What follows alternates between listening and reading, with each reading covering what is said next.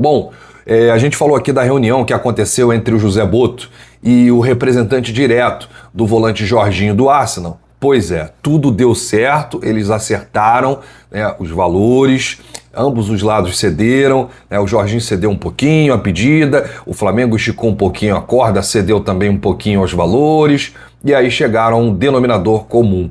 Era o que estava faltando, né, gente? Era o empecilho aí para o negócio. E aí, perto do que é considerado bom para os dois, a expectativa do Flamengo é já assinar um pré-contrato com o Jorginho nos próximos dias. O diretor de futebol, José Boto, vai levar os números agora no papel para o BAP, presidente, dar o aval e fechar a contratação do atleta por 3 anos. Um outro encontro entre as partes deve acontecer até o fim desta semana para ajustar aí os detalhes finais. A partir daí, Jorginho vai negociar sua liberação do Arsenal. Lembrando, gente, o clube inglês está nas fases finais da UEFA Champions League e vai encarar nada mais, nada menos que o Real Madrid, de Vini Júnior, Rodrigo e Mbappé. A tendência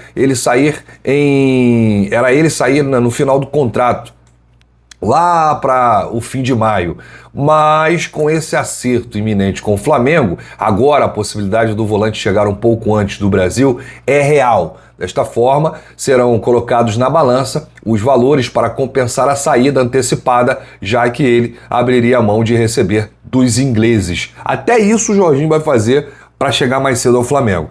Ó, tem lá o salário de maio. Aí o Jorginho vai falar assim, não, é o seguinte, eu abro mão do salário de maio, vocês me liberam aí, tal, compensação financeira, tal, já tô fechado com o Flamengo, tô acertado lá, quero jogar no Mengão, muito obrigado por tudo, mas agora o meu futuro é no Brasil, é no Rio de Janeiro, é no Clube de Regatas do Flamengo, é no maior do mundo, então vamos com tudo. Então, gente, ó, uma excelente notícia, tá? O Jorginho chega para qualificar muito esse time.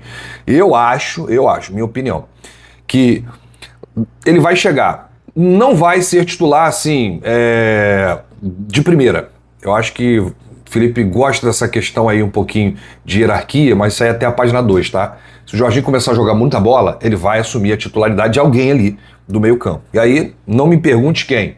Porque aí um jogador pode estar mal, ele pode estar bem, e aí ele assumindo a titularidade, jogando bem, só quem ganha é o Flamengo. Não tem essa de torcer para jogador. Não, mas eu gosto muito do fulano, eu gosto muito do ciclano, eu gosto muito do jogador A, do jogador B. Gente, a gente pode gostar de jogador, isso aí não é proibido. Só que joga quem tiver melhor, não joga por nome. E o Felipe, ele sabe muito diferenciar isso. Então o Jorginho chega para a seleção rubro-negra e vem para jogar o sarrafo lá em cima. Como diz aí o Bruno Henrique, é outro patamar. Ontem, o presidente do Vasco, Pedrinho, ele deu uma entrevista dizendo que o Vasco da Gama vai enviar aos poderes públicos um ofício pedindo para jogar esse clássico do dia 19 contra o Flamengo em São Januário.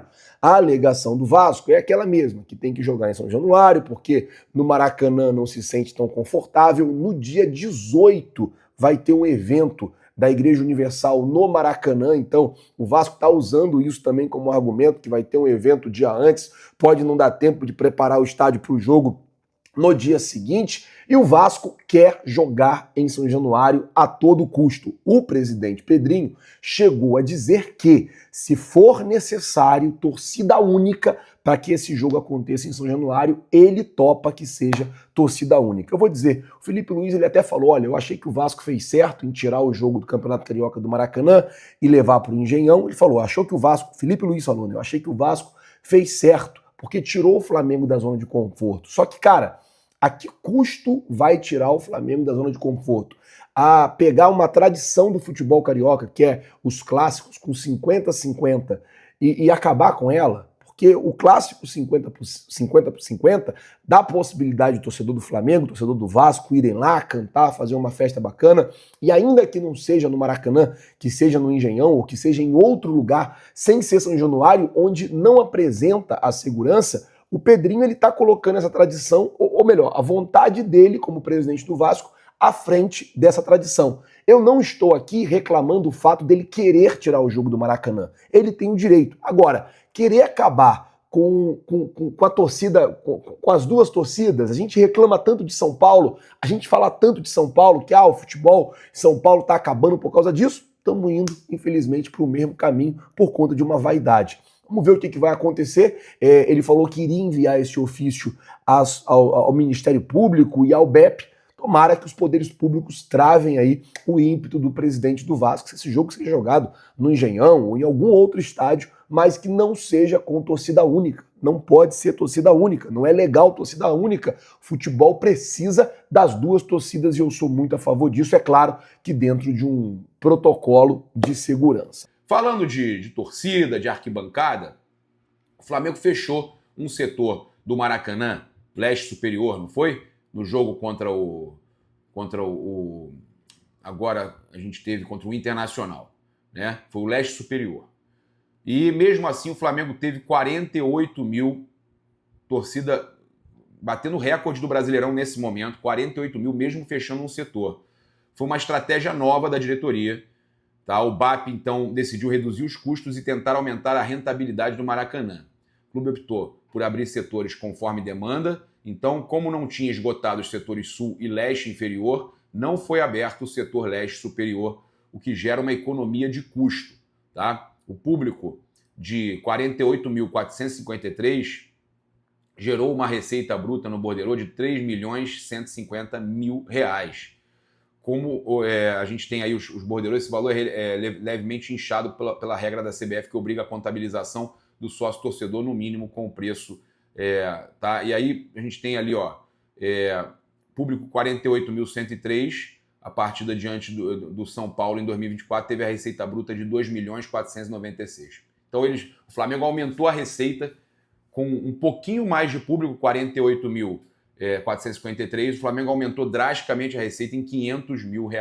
Isso, depois de muitos jogos, faz uma diferença absurda. Paga salário de jogador. Tá? Então a diretoria aumentou o preço médio do ingresso, o valor era R$ 51,80, foi para R$ 65 o preço médio, e o fechamento de setores, entre outras medidas, reduziu as despesas do estádio de 1,93 milhão, quase 1,1 milhão, para 965 mil. Com a queda em outros custos, o Flamengo também aumentou a sua receita líquida. Tá? Então, o Flamengo obteve 1.496.000, tá? Que representa 47% do total de lucro na partida contra o São Paulo, com o mesmo público praticamente. O lucro do Flamengo foi de 727 mil, ou seja, 29% do total. O Flamengo ficou com 750 mil extras pela nova política, o valor real é menor se considerarmos o inchaço do borderô da CBF. Tá? Então, o clarão para o visual é ruim, como diz a matéria do UOL, e os preços mais altos incomodam a torcida. O Flamengo, por outro lado, tem um aumento significativo na receita. O Flamengo aumentando drasticamente a sua receita com a atitude do BAP. Isso aí, vamos contabilizar o Flamengo colocando aí, pelo que eu entendi, muito mais. Vamos colocar uma média de 500 mil a mais todo jogo, tá? Vamos colocar lá por baixo. São 19 jogos como mandante. Isso aí ainda tem Libertadores, ainda tem Copa do Brasil, mas vamos pensar os jogos do Brasileiro. 19 vezes 500, tá? 500 mil. São 9 milhões e 500 mil reais. Se a gente contabilizar, eu vou contabilizar aí 3 jogos de primeira fase de grupo, mas vou contabilizar aí pelo menos 5 jogos de Libertadores, até quartas de final, tá? Já tem 9 milhões e 500. 5 vezes 500. Aí são mais 2.500. Mais 9.500, a gente já está com 12 milhões de reais. Jogos de Copa do Brasil, vou contabilizar uns 4 aí, tá? 14 milhões de reais. Só nessa brincadeira aí, 14 milhões de reais, só porque você está sabendo fazer ali o manuseio da arquibancada, de setores e tudo mais. Então, uma atitude aí, Flamengo podendo ganhar 14 milhões de reais só nessa brincadeira aí. Eu fiz por baixo, tá? Pode ser muito mais, dependendo do preço do ingresso, da fase do jogo. A gente não está contando, por exemplo, jogos decisivos, reta final de campeonato, fase decisiva de Libertadores, fase decisiva ali, quarta semi de Libertadores, quarta semi de Copa do Brasil. Contabilizei até quartas só e não contabilizei jogos importantes. Isso pode ser muito mais. E isso dá uma diferença absurda na receita do clube. Cara, parabéns aí ao BAP pelo que está fazendo, está conseguindo fazer gestão. Isso é gestão.